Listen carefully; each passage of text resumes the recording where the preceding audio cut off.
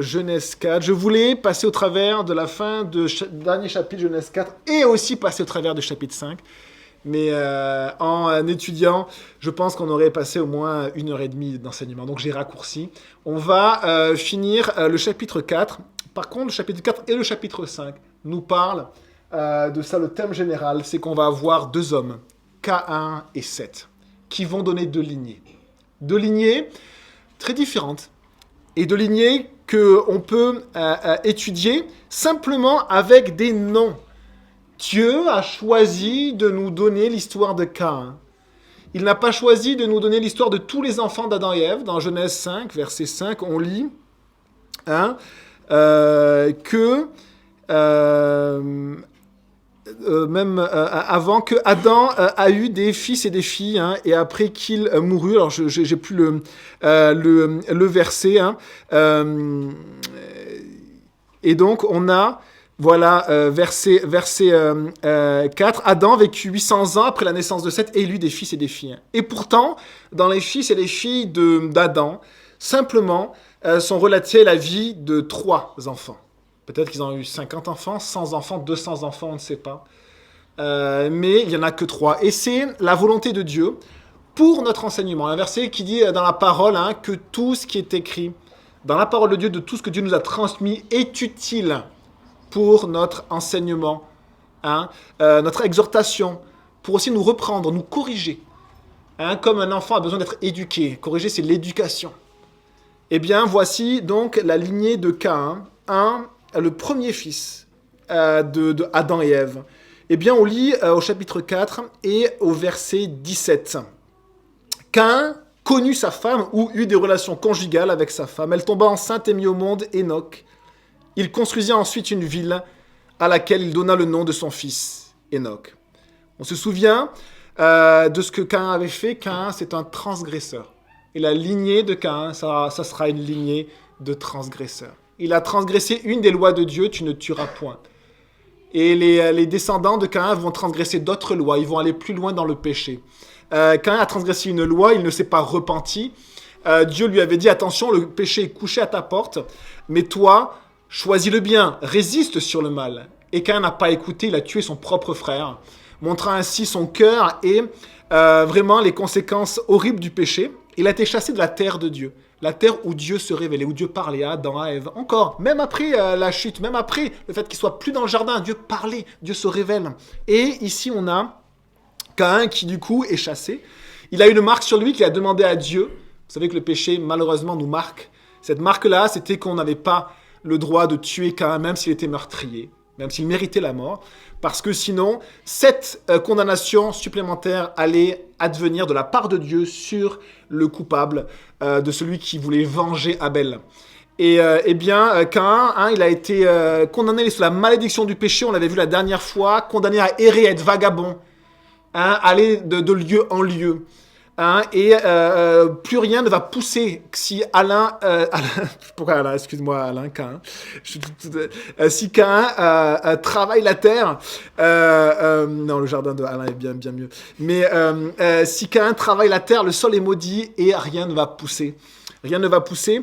Et du coup, quand même, on voit sa réaction. Il est chassé de la terre de Dieu. Regardez ce qu'il fait, du coup. Donc, il a une femme et il va s'implanter, construire une ville et appeler cette ville du nom de son fils Enoch. Alors, la première chose qu'on peut se dire, mais qui était la femme de Caïn? La réponse est très simple. Une fille d'Adam et Ève. La réponse est très simple, il n'y a pas d'autre possibilité. Et on sait que, au début de l'histoire humaine, le nombre d'hommes étant limité, ça rendait nécessaire le mariage entre parents proches. Et on voit que jusqu'à un âge, à peu près jusqu'à moins 2000 ans avant Jésus-Christ, on voit que même le mariage entre demi-sœurs était encore pratiqué. Par exemple, Abraham s'est marié avec sa demi-sœur. Et il n'y avait pas de notion de choses malsaines. Nous, on pense à quelque chose de malsain. Pourquoi? Parce que aujourd'hui, on vit des relations sexuelles hors mariage. Donc, on pense toujours à quelque chose de malsain. Mais simplement, c'était un homme qui se mariait avec une femme pour la vie. C'était un homme avec une femme pour la vie. Et ils avaient du coup une famille, comme le Seigneur l'avait dit dans Genèse. Chapitre 2, verset 24, c'est pourquoi l'homme quittera son père et sa mère, il s'attachera à sa femme, et ils ne feront qu'un. Et on a ici, du coup, Caïn qui se marie, qui a un enfant et qui s'appelle Enoch. Une deuxième chose à avoir en tête, ça va être la grande longévité humaine de ce temps. On en reparlera au chapitre 5. Et c'est un point à réaliser pour comprendre un peu mieux une situation qui est différente de la nôtre. Nous vivons. Alors biologiquement, nous sommes, on va dire, programmés, biologiquement, pour vivre jusqu'à 120 ans. Les scientifiques le disent, et c'est exactement ce que Dieu a dit après le déluge. Mais au premier temps, l'ADN, la biologie, vraiment, les cellules que Dieu a créées avaient une robustesse qui était 10 fois supérieure. Et 10 fois supérieure, à peu près une centaine d'années, ça fait 1000 ans. Les premiers hommes vivaient jusqu'à 1000 ans. Et on va voir que par la suite, Dieu va limiter cette robustesse-là et il va donner une vie aux hommes de 120 ans, au maximum. Au maximum, et d'ailleurs même Moïse va dire, si un homme atteint 80 ans, c'est déjà un bel âge. Moïse a moins 1400. Et on voit ici, il y a d'autres civilisations qui ont gardé en mémoire cela, alors qui ont malheureusement modifié cela, mais la civilisation sumérienne, dans la généalogie de ces rois, c'est très, très étonnant et très intéressant, puisque les premiers rois ont des longévités exceptionnelles, alors eux ils ont multiplié même par 100, mais exceptionnelles tout d'un coup, il y a une rupture, et puis la durée de vie diminue. Donc voilà vraiment l'état des choses dans les premiers temps. L'homme avait été créé pour vivre éternellement, grâce à l'arbre de vie. En prenant cet arbre de vie qui donne la vie, qui régénère, eh bien l'homme pouvait vivre éternellement. En étant chassé de l'arbre de vie, eh bien on voit que ce que Dieu a créé, eh bien était capable de vivre jusqu'à 1000 ans. C'est-à-dire, on voit vraiment que ce que Dieu a créé est bon, ce que Dieu a créé est incroyable et solide. Voilà, nous, ce qui vit jusqu'à 1000 ans, ce sont des arbres qui peuvent vivre jusqu'à 1000 ans, des végétaux actuellement, mais l'homme, biologiquement, avait été créé avec cette solidité-là. Donc voilà les deux éléments. Très peu de personnes, les personnes se marient avec des parents proches et une grande longévité. Alors, on rentre maintenant dans le texte.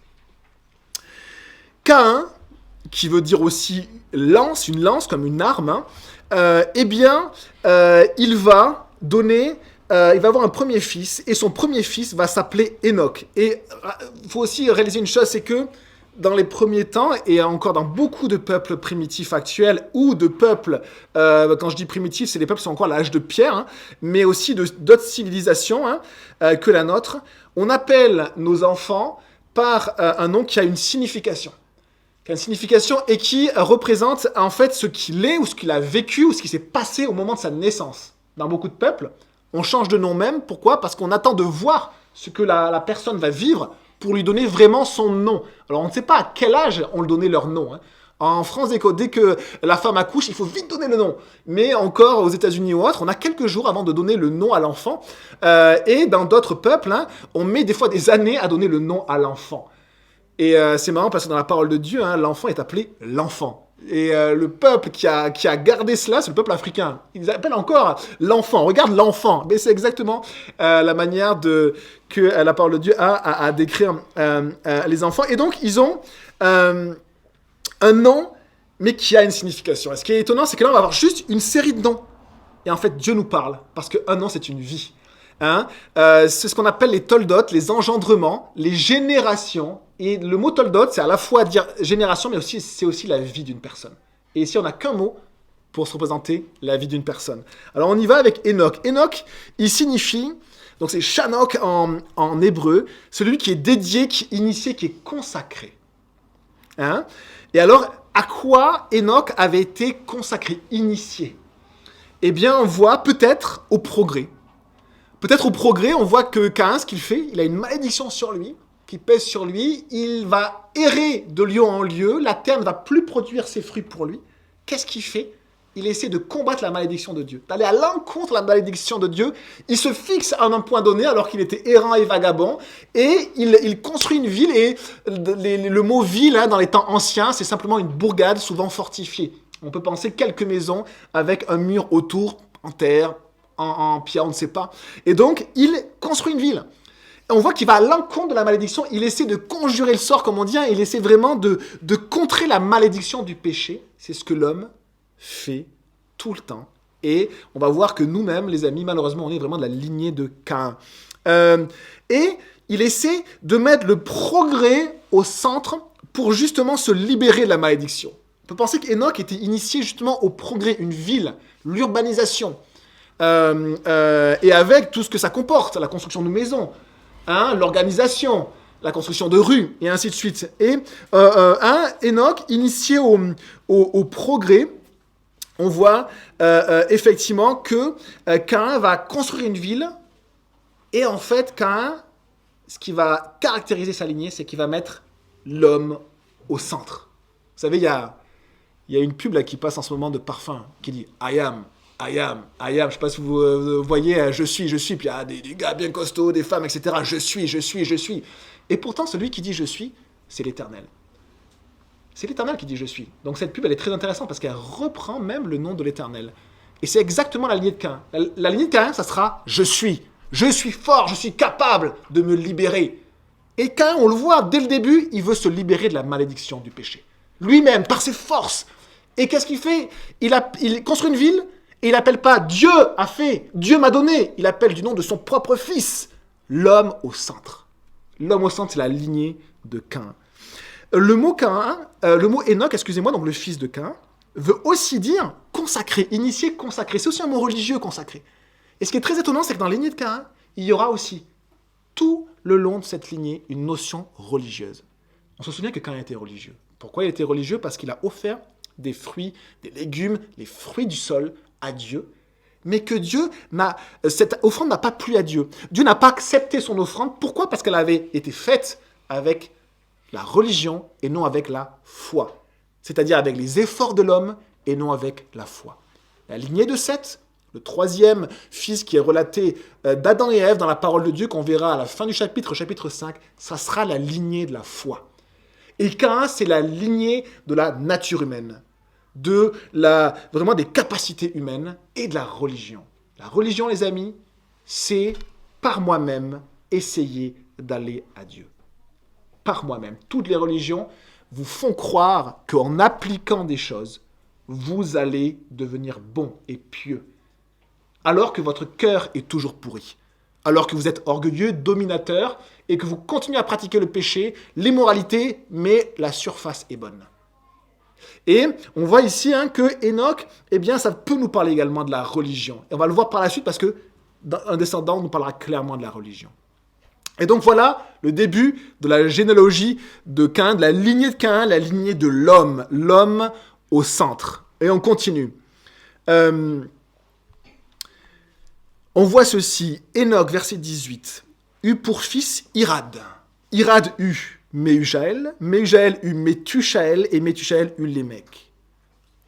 La parole de Dieu va moins décrire la lignée de Caïn qu'il ne va décrire la lignée de la foi. Mais Dieu a voulu quand même nous montrer la lignée de l'homme, la lignée de Caïn, parce que pour notre instruction. Et on regarde, on va plonger. Chaque mot, c'est une vie. Chaque mot, c'est une génération. Chaque mot, ce sont des caractères précis. Irad, ça veut dire celui qui est rapide. Rapide. Encore, les capacités naturelles sont mises en avant. Et c'est pas forcément mauvais d'être loué pour ses capacités naturelles. Mais regardez, un exemple très frappant. Dans la parole de Dieu, il y avait un homme qui courait tellement vite qu'on disait qu'il avait les jambes légères comme une gazelle. C'est quelqu'un qui aurait pu faire le marathon peut-être et qui aurait eu des scores extraordinaires. Et on sait qu'il y a eu des coureurs dans l'histoire extraordinaires avec des capacités physiques extraordinaires. C'est le neveu du roi David, il s'appelait Asaël. Eh bien, on dit ceci d'Asaël. Asaël, donc 2 Samuel 2,18, avait les pieds légers comme une gazelle des champs. Il avait une capacité assez hallucinante d'endurance et de vitesse. Et c'était des capacités naturelles que Dieu lui avait données. Mais comment ses parents l'ont-ils appelé ? Ils l'ont appelé Asaël, qui veut dire Dieu a fait. Dieu a fait. Les parents d'Asaël avaient mis Dieu au centre. Tandis que Enoch, de la lignée de Caïn, son fils a des capacités exceptionnelles et il ne l'appelle pas Dieu a fait, mais il l'appelle par les capacités de l'homme. L'homme au centre. Mes capacités naturelles au centre. Ce que la parole de Dieu appelle la chair. Chair, qui indique le corps, c'est ce que moi je suis naturellement sans Dieu. Je vais puiser les forces en moi. Moi, je suis rapide. Il y aura un autre descendant. Les mecs, moi, je suis puissant. Moi, je suis. I am, je suis. Eh bien, on voit Irad, hein, où on voit encore l'homme au centre. Et on continue, Irad U, Mehujael. Donc là, on passe une vie après encore. Il faut se dire que c'est à chaque fois une vie en suivant, qui a duré peut-être des centaines d'années, mais voilà ce que la parole de Dieu nous donne. Irad U, Mehujael. Mehujael signifie frappé par Dieu. Mehujael est celui qui a été frappé par Dieu. Pourquoi? Quand est-ce qu'on est frappé par Dieu? Quand on transgresse. Caïn a été frappé par Dieu. Saül a été frappé par Dieu. Des peuples entiers ont été frappés par Dieu. Pourquoi? Parce qu'ils avaient transgressé une nouvelle loi de Dieu. Son ancêtre, Caïn, avait transgressé une loi, tu ne tueras pas. Eh bien, il avait transgressé cette loi-là et il avait commis un meurtre. Et Caïn avait porté la malédiction du péché sur lui.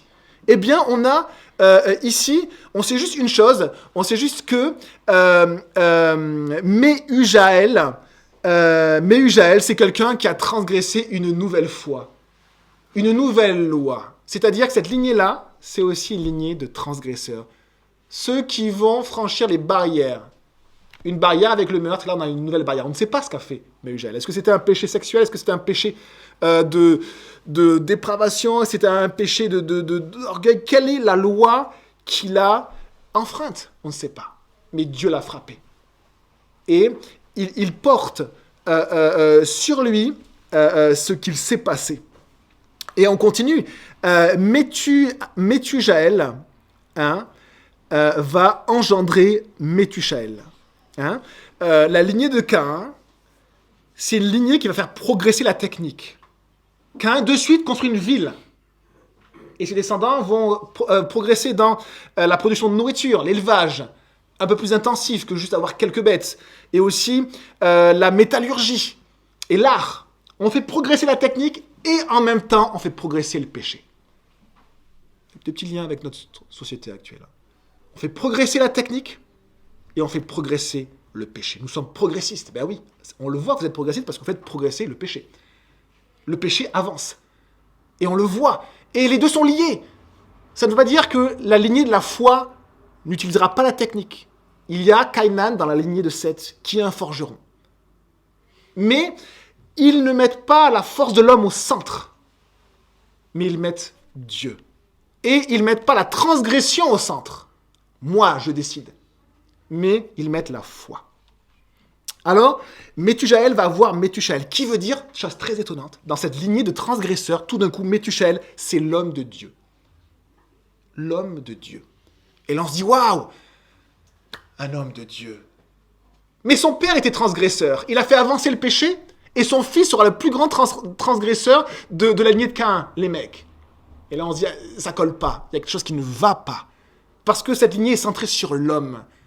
Et on voit que, avec la progression du péché, chose très étonnante, l'être humain est un être qui est moral et qui est spirituel. Et il va essayer à tout prix de mettre du spirituel au milieu de sa vie qu'il a choisi, au milieu de ses transgressions. Ça s'appelle aussi la religion. Ça s'appelle aussi la religion. On va mettre quelque chose de spirituel. Et là, on a le premier prêtre d'une lignée impie, d'une lignée qui transgresse.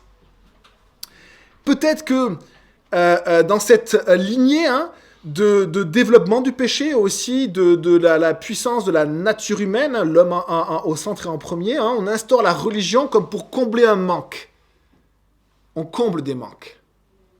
Caïn, sans le réaliser, a eu de manière tragique le manque de la présence de Dieu. Et il a essayé de la combler en construisant une ville, la technique. Ses enfants, en se centrant sur nos propres capacités, en mettant la religion, Enoch, qui veut dire consacré, Méthuchaël est l'homme de Dieu.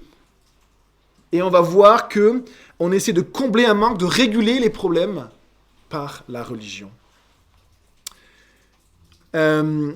Méthuchaël va essayer de couvrir la transgression de son père par la religion. On couvre le péché. Vous savez ce que Jésus est Dieu. Vous le réalisez fortement. Quand on s'engage pour lui, Jésus est Dieu. Jésus a dit aux religieux de son époque, vous êtes des tombeaux blanchis. Ça veut dire quoi? Vous imaginez, vous savez que les plus grandes, les merveilles du monde, les 7 merveilles du monde, Il n'y en a qu'une ou deux qui restent. Toutes les autres sont détruites.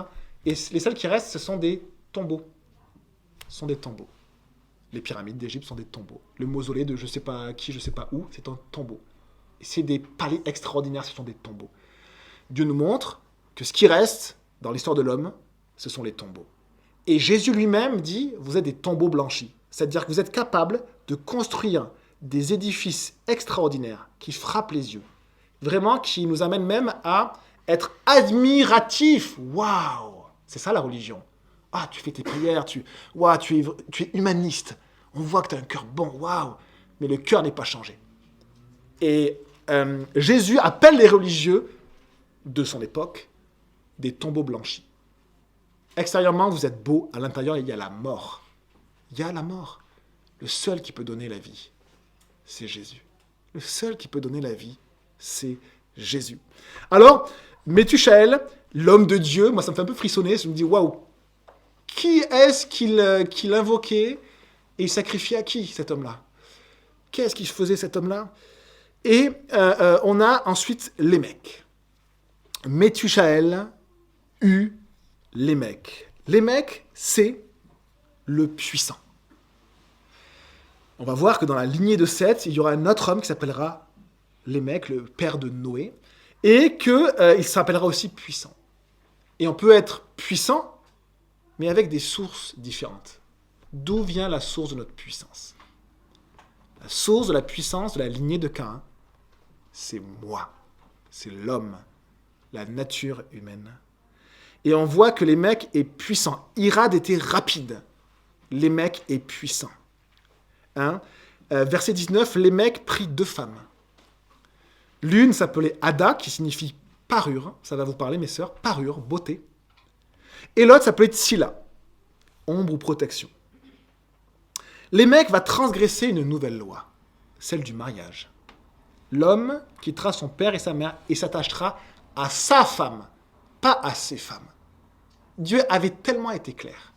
Pourquoi? Parce que Caïn était monogame. Ses descendants étaient monogames. Adam était monogame. Et à un moment donné, il y a une transgression qui arrive dans l'histoire de l'humanité. On transgresse une nouvelle loi de l'Éternel et on fait rentrer la polygamie. Un homme avec plusieurs femmes. Et donc, on voit la puissance de l'homme qui décide, lui, ses lois, ou qui modifie les lois de Dieu. Il prit 2 femmes. L'une s'appelait Ada et l'autre Tsila. Et au verset 20, on voit que Ada mit au monde Jabal, il est l'ancêtre de ceux qui habitent sous des tentes et près des troupeaux, verset 20. Le nom de son frère était Jubal, il est l'ancêtre de tous ceux qui jouent de la harpe et du chalumeau. Le chalumeau, c'est un instrument à vent. De son côté, Tsila mit au monde Tubal-Caïn, il forgeait tous les outils en bronze et en fer. Et la sœur de Tubal-Caïn était Naama, qui veut dire la gracieuse, celle qui marque par sa beauté les gens, ou par sa séduction. Et on a ici Lémec qui va être le père de 3 peuples puissants, qui vont faire développer la technique, chacun. Dans ces 3 enfants, ce qui est assez joli, c'est qu'on voit vraiment qu'il y a, dans les termes utilisés, vraiment quelque chose qui est raffiné. Parce que les 3 mots, Jubal, Jabal, Tubal, viennent d'une racine qui veut dire couler, qui parle de l'eau qui coule. Il y en a un qui va être comme l'eau, qui va ça et là, et il va aller de lieu en lieu, ça va être celui qui va élever des grands troupeaux. Jubal, c'est celui qui va faire couler des sons, qui va travailler l'art et la musique. Et Tubal, c'est celui qui fait couler le métal. C'est Tubal, celui qui forge. Et on a ces 3 personnes, ces 3 fils qui deviendront 3 peuples puissants. Et c'est ce qui va caractériser la vie de Lémec le puissant. Et on va le lire après, on reviendra sur ces 3 hommes-là. Verset suivant, Lémec dit à ses femmes, Ada et Tsila. Et là, Lémec propose un chant. Ce qu'on lit, c'est un des premiers chants de l'histoire. En tout cas, le premier chant de l'histoire, je ne pense pas, le premier chant de l'histoire qui a été rapporté dans l'histoire de l'humanité. Et c'est un chant qui est triste, parce qu'on regarde, Ada et Tsila, écoutez-moi, femme de Lémec, prêtez attention à ce que je dis. C'est que j'ai tué un homme pour ma blessure et un enfant pour ma contusion. Si Caïn est vengé 7 fois, Lémec le sera 77 fois. Il y a un parallélisme hébraïque là que l'on voit et qui montre que c'est vraiment une poésie, un chant. Qu'est-ce que dit Lémec? Lémec, il dit qu'il a tué un enfant parce qu'il avait simplement été blessé ou égratigné par lui. Il dit que Caïn allait être vengé 7 fois. Et c'était par Dieu. Et que lui, il sera vengé 77 fois. On voit ici un dominateur. On voit quelqu'un qui est un transgresseur, mais qui est un dominateur par sa force, par sa puissance, et même par le meurtre. On a un des premiers dominateurs, des premières sociétés puissantes par Lémec, qui domine par la dureté, par la puissance, et regardez ce qu'il met avec. Ses fils amènent l'art. Ils amènent la danse et la musique. Ils amènent également les grands troupeaux pour donner toutes les ressources de nourriture possibles. On a vraiment une structuration de la société, d'une micro-société, des premières sociétés, avec Lémec qui est un dominateur. Et on a ici la naissance de la technologie. On a la naissance de la technologie.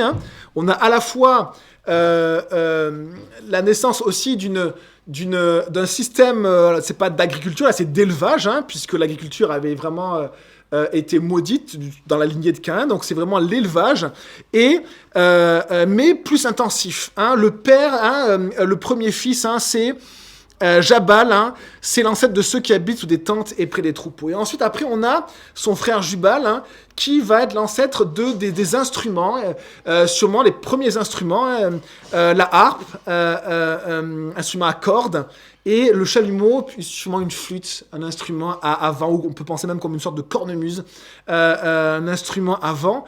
Et on sait que l'art n'est pas mauvais en soi, mais l'art peut exalter la chair de l'homme. La danse peut nous faire entrer en transe, nous exciter, c'est-à-dire laisser aller ce qui vient sans mesure, sans barrière.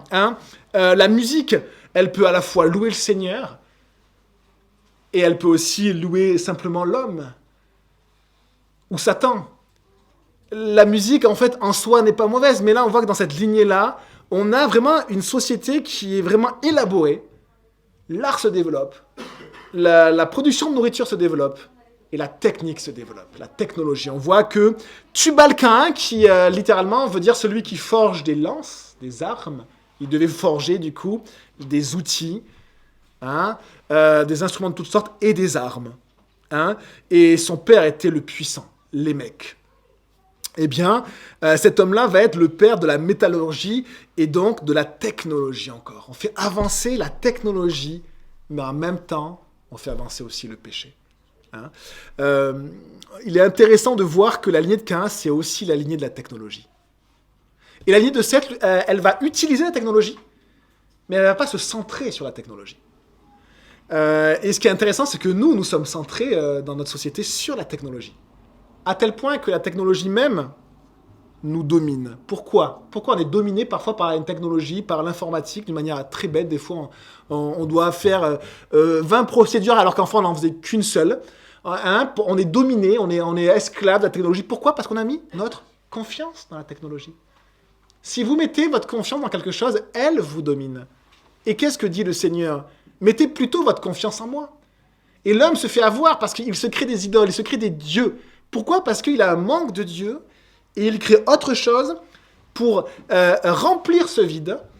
Et cette autre chose, il y met sa confiance. On met notre confiance dans l'art. Moi, je suis dans un petit groupe de musique avec des collègues et ce qui est assez intéressant, c'est que des fois, on joue des morceaux et je leur dis, mais qu'est-ce que ça veut dire ? C'est souvent de l'anglais. Qu'est-ce que ça veut dire ? Ils disent, je sais pas. Moi, j'ai arrêté de regarder ce que ça voulait dire.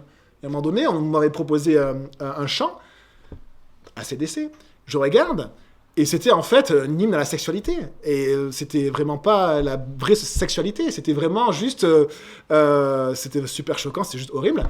Et du coup, je dis, regardez la traduction. Tout le monde était choqué, à part un de mes collègues, qui voulait absolument chanter. Tout le monde était choqué. Il dit, on peut pas chanter ça. Eh bien oui, faisons peut-être fonctionner notre cerveau aussi. Utilisons l'art, mais pour Dieu. Et mettre l'homme au centre, mettre la chair au centre, c'est mettre les désirs de l'homme au centre, c'est mettre les capacités de l'homme au centre. Et du coup, on exalte, on loue, on adore en fait. On adore par la musique. Plein de choses qui ne sont pas Dieu. Et la musique peut servir simplement pour décrire des belles choses, décrire la sagesse, décrire ma famille, décrire l'amour, décrire les enfants, décrire à plein de poètes qui ne sont pas chrétiens, et ce qu'ils font, c'est très bien. Le chant et l'art n'est pas mauvais en soi. Mais là, on voit dans cette lignée-là, cette mise en garde du Seigneur, c'est que tout ce que l'on met à la place de Dieu s'élève contre Dieu. Mettons Dieu au centre. Azaël avait des capacités extraordinaires, et on l'appelait Dieu a fait. Si vous avez des capacités extraordinaires dans la musique, eh bien, merci Seigneur. C'est une belle chose, hein, c'est une bonne chose, hein, mais réalisez que c'est Dieu qui a donné cette capacité-là. Ne mettez pas votre capacité au centre. Et on va essayer en Église de ne pas simplement mettre au centre de l'Église ceux qui ont des belles capacités naturelles. D'accord ? Le but, c'est juste que Dieu fasse ce qu'il veut et fasse naître des serviteurs, pas des gens talentueux. Vous savez, Dieu choisit des gens qui ne sont pas talentueux. Je vous assure. Et c'est très surprenant. Hein. Et souvent, les premiers surpris, c'est les personnes à Dieu qui te demandent, mais fais ça, je ne suis pas capable, c'est pour ça que je te demande. Mais si la personne, elle a des capacités naturelles, mais que Dieu l'utilise. Daniel, dans la Bible, a eu des capacités naturelles extraordinaires. C'était le premier ministre, imaginez l'intelligence de Daniel, c'était le premier ministre de l'empire le plus grand de l'époque. Et cet homme-là, qu'est-ce qu'il faisait ? Il rendait gloire à Dieu. Il rendait gloire à Dieu, tout simplement. Et donc, merci Seigneur pour ses capacités. Hein ? Mais on va le voir. On va justement rentrer un petit peu plus en détail maintenant sur les femmes qui sont nommées, puisque dans la lignée de Seth, je suis désolé mes sœurs, mais les femmes ne sont pas nommées. Et ici, elles sont nommées pour une instruction. Pas parce qu'elles sont secondaires, mais parce qu'elles nous indiquent ici quelque chose de précis. Regardez, les mecs à 2 femmes, verset 23, c'est Ada et Tsila. Et le mot Ada, il signifie la parure. Est-ce que vous savez ce que la parole de Dieu nous dit sur la parure ? Et on aime tous, gars ou filles, être beau, être bien habillé. Moi, je me suis mis un beau sweat avec des couleurs. Et en fait, on aime bien être bien habillé, on aime bien avoir une parure. Mais regardez ce que Dieu nous dit. Et là, il parle en particulier aux sœurs, mais c'est valable aussi pour les gars. 1 Pierre 3, verset 3. Que votre parure, c'est exactement le même mot, Ada. Que votre parure ne soit pas une parure extérieure, de cheveux tressés, d'ornements d'or ou de vêtements élégants, mais plutôt celle intérieure et cachée du cœur, la pureté qui ne peut pas se corrompre, d'un esprit doux et paisible, qui est d'une grande valeur devant Dieu. Pour Dieu, le caractère d'une personne a plus de valeur que son apparence. Et Dieu nous a créés avec un corps et avec une dignité. La parole de Dieu nous demande de prendre soin de notre corps. Donc là, ce n'est pas un appel à ne plus prendre soin de son corps. Et s'il vous plaît, continuez un peu à prendre soin de votre corps, sinon on va avoir du mal même à communiquer. Hein, où les gens ils vont partir en courant. Hein, bien sûr, on sait qu'on prend soin de notre corps et qu'on prend soin de nous. Et c'est une bonne chose. C'est une bonne chose. Vraiment, il n'y a pas de notion de péché quand on prend soin de soi. Mais ce qui est étonnant, c'est que là, au centre de cette lignée-là, vous avez les mecs qui est le dominateur et le puissant. Et sa femme s'appelle Ada, parure. Sa nièce, ça va s'appeler Naama, qui est la gracieuse, celle qui séduit. Et c'est étonnant qu'avec dans cette lignée de la chair, de la capacité naturelle, il y ait ça qui soit mis au centre. Et on sait qu'on peut mettre beaucoup d'argent, les amis, beaucoup d'argent dans notre apparence extérieure. Qu'on soit gars ou qu'on soit fille. Hein, et on peut mettre ça au centre. Alors les femmes, soyez belles pour vos maris, bien sûr, mais il y a simplement, c'est comme si Dieu nous dit, c'est une bonne chose, mais si elle est au centre, c'est une mauvaise chose. C'est vraiment une mauvaise chose. Pourquoi ? Parce que c'est corruptible. Qu'est-ce que ça veut dire ? Ça veut dire que ça flétrit comme une fleur. Et donc si vous mettez beaucoup d'efforts et que tout est centré sur ça, et notre société aussi nous pousse à cela. Combien de femmes qu'on voit, eh bien, ont un masque et de maquillage, c'est très joli, mais c'est pas elle. C'est très joli, hein, mais c'est pas elle.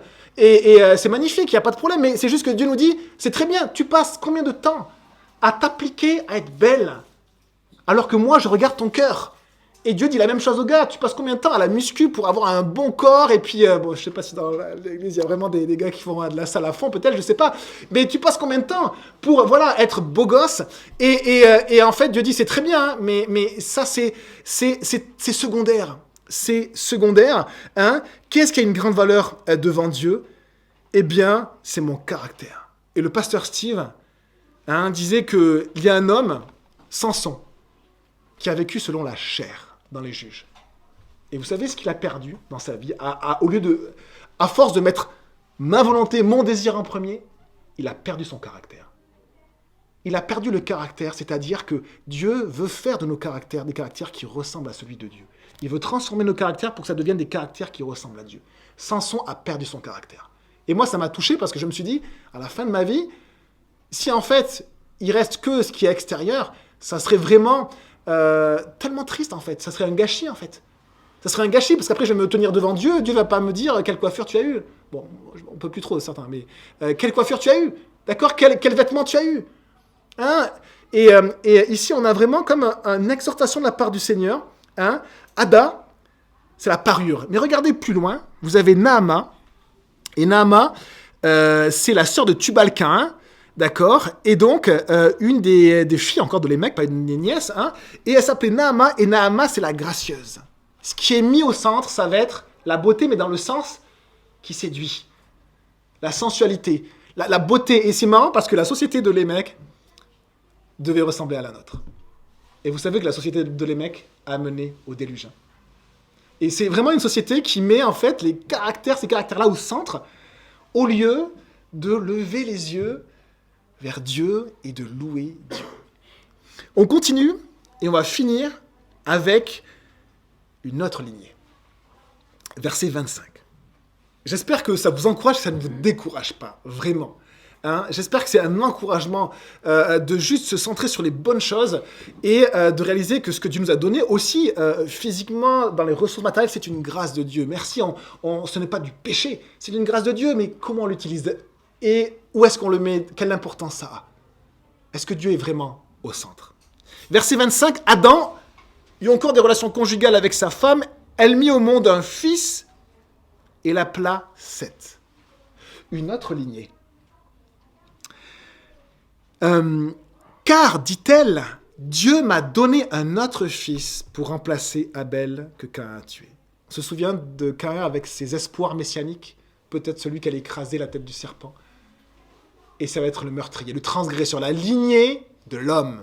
Moi, je suis, je suis. Et ici, on a une autre lignée, celle de Seth. Alors, on va plonger dans cette lignée. Ce sera juste les deux premières générations. Et la prochaine fois, ce sera le chapitre 5. C'est toute la lignée, les toldotes, la lignée de Seth, la lignée de la foi. On regarde un petit peu et on voit du coup dans le verset 25 la chose suivante. La première lignée de Caïn nous parle de la nature humaine au centre, de la religion et de la transgression. La deuxième lignée va nous parler de la foi. La foi. La louange à Dieu. Seth veut dire compensation, mis à la place. Et imaginez la douleur de Ève d'avoir vu ses enfants s'entretuer. Si vous avez des enfants, alors ils ne s'entretuent pas parce qu'on leur enlève les armes. Mais des fois, c'est un peu pareil. Et ils se chamaillent. Et là, ils se sont chamaillés étant grands jusqu'au meurtre. La racine du meurtre, c'est la jalousie. Et ici, on a Seth qui nous fait penser à Abel. Abel, c'est celui qui est mort injustement. Abel, c'est celui qui aimait Dieu. C'est celui qui avait foi en Dieu. Et n'oubliez pas ceci, c'est ce qu'a mis de côté Caïn et sa lignée. Hébreux 11, verset 4, c'est par la foi qu'Abel a offert à Dieu un sacrifice plus excellent que celui de Caïn.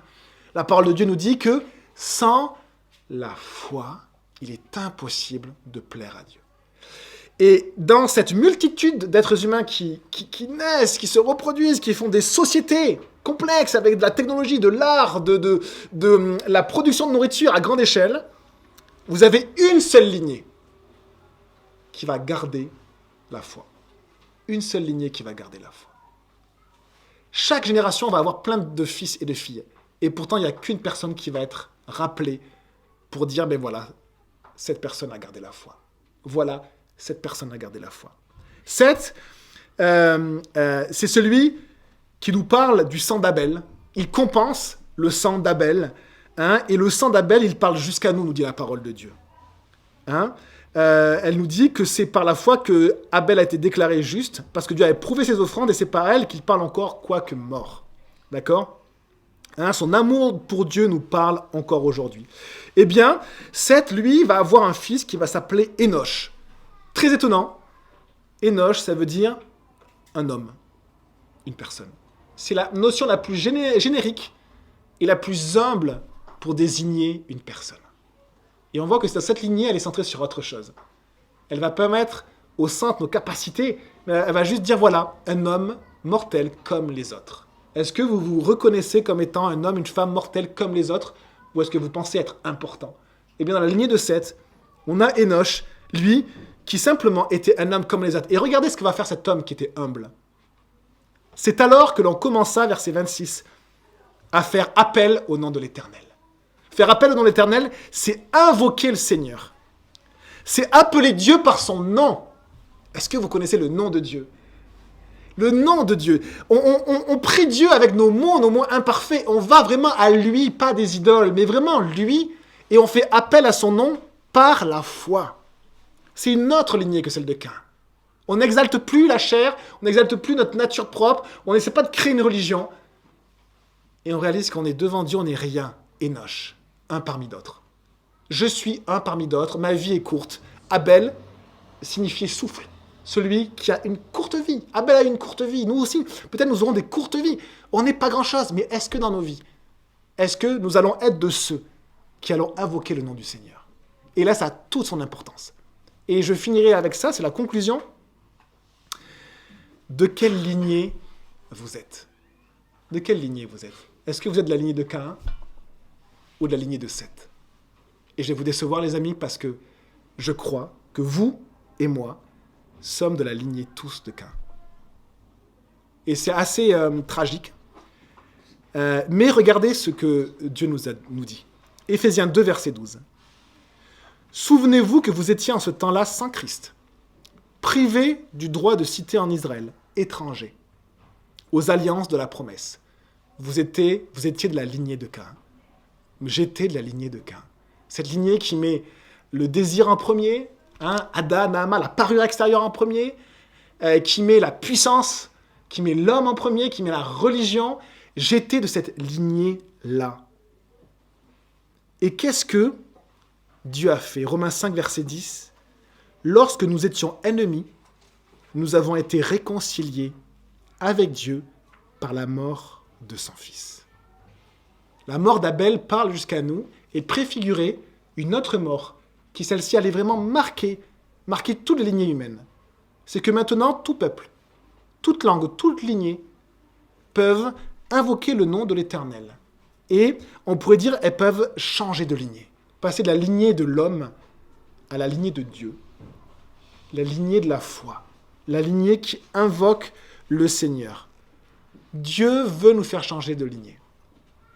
Alors qu'on ne le méritait absolument pas. Nous sommes tous, je pense, des descendants de Caïn. On prie, les amis. Seigneur Jésus, on te remercie pour ta parole, qu'elle puisse agir en nous, qu'elle puisse continuer son œuvre en nous cette semaine. On te remercie, Seigneur, parce que même des noms nous enseignent. C'est ce qui est extraordinaire dans ta parole, Seigneur, c'est la puissance même de ta parole. Les mecs étaient puissants, ils s'appuyaient sur la puissance humaine.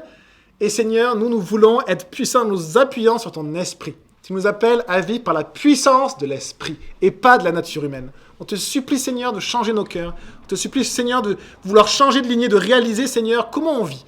De vraiment se mettre,